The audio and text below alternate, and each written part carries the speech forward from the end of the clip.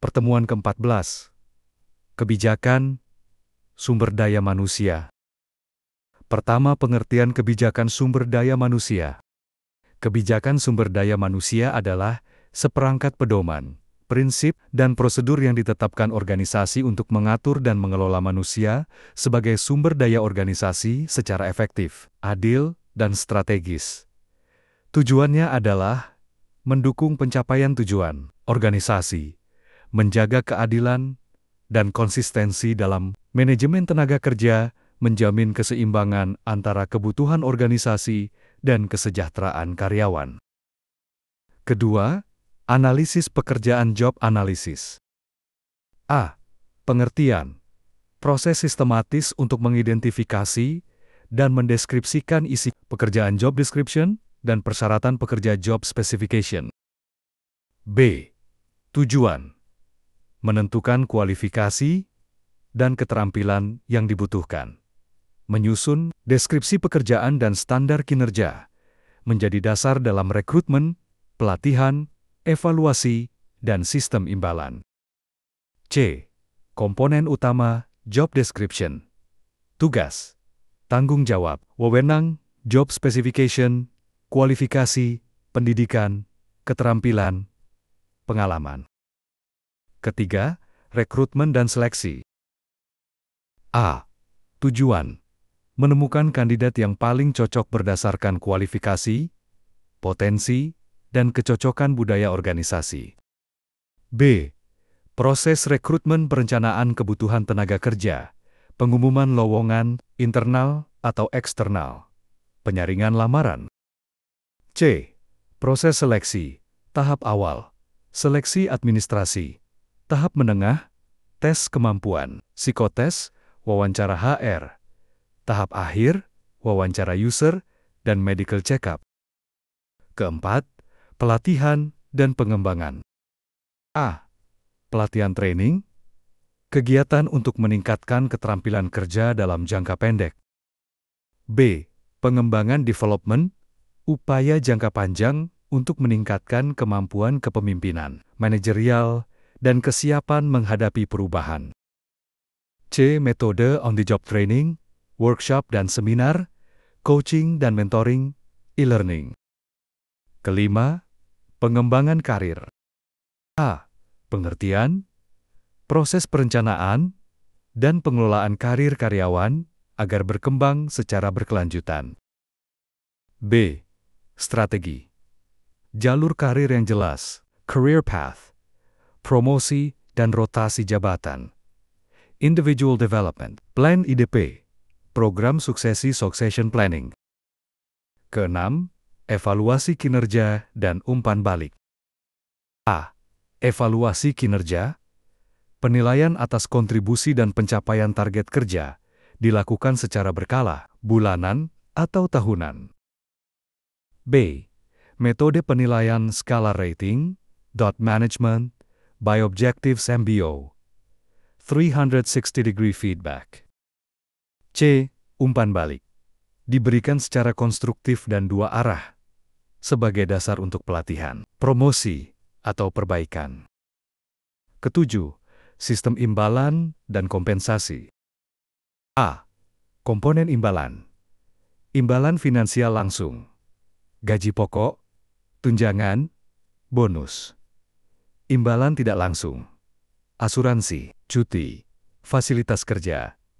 Imbalan non-finansial, pengakuan, kesempatan berkembang, lingkungan kerja yang positif. B.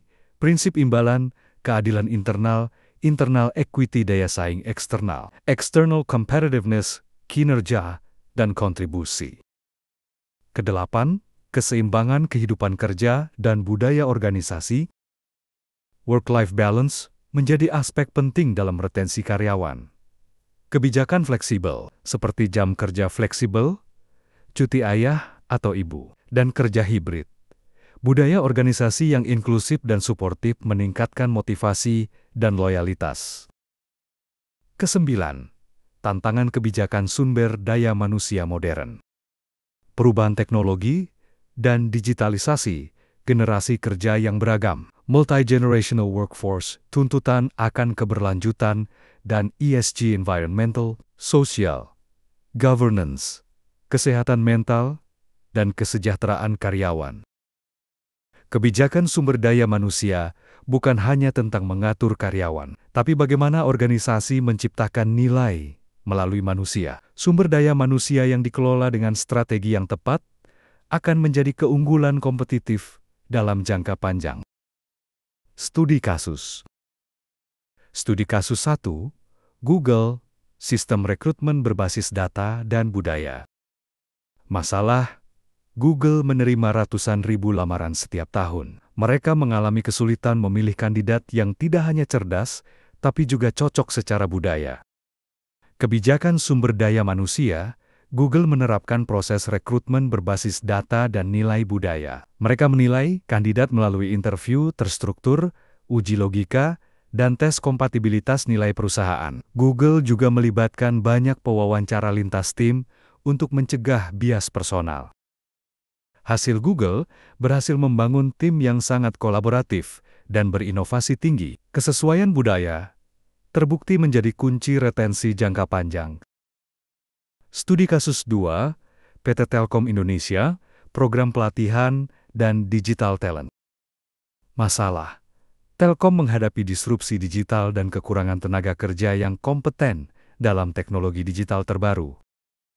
Kebijakan sumber daya manusia, Telkom, membentuk program Digital Talent Development dan Telkom Corporate University untuk meningkatkan kemampuan karyawan, termasuk pelatihan Big Data, AI, dan Cloud Computing.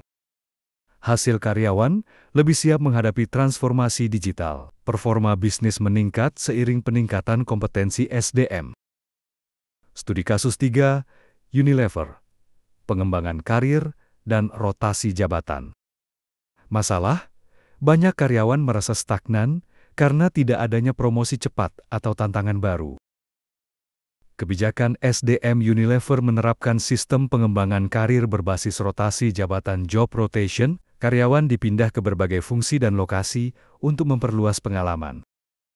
Hasil karyawan memiliki perspektif lebih luas, loyalitas meningkat, dan banyak dari mereka menjadi pemimpin senior di berbagai anak perusahaan global. Studi kasus 4, Gojek, evaluasi kinerja dan umpan balik real-time. Masalah, model evaluasi tahunan dianggap terlalu lambat dan tidak memberikan ruang perbaikan cepat. Kebijakan SDM Gojek mengganti sistem evaluasi tahunan dengan continuous feedback system. Karyawan menerima umpan balik langsung dari atasan dan rekan kerja melalui platform digital setiap minggu atau setelah menyelesaikan proyek. Hasil, peningkatan keterbukaan antar tim, produktivitas naik, dan karyawan merasa dihargai, serta lebih cepat memperbaiki performa. Studi kasus 5, PT Astra International, sistem imbalan berbasis kinerja. Masalah, beberapa unit kerja merasa sistem bonus tidak adil karena tidak merefleksikan kontribusi nyata. Kebijakan SDM Astra memperkenalkan performance-based compensation system, di mana bonus dan insentif diberikan berdasarkan pencapaian KPI individual, tim dan unit bisnis. Hasil, karyawan lebih termotivasi karena merasa sistem imbalan transparan dan adil. Kompetisi sehat pun tumbuh antar tim.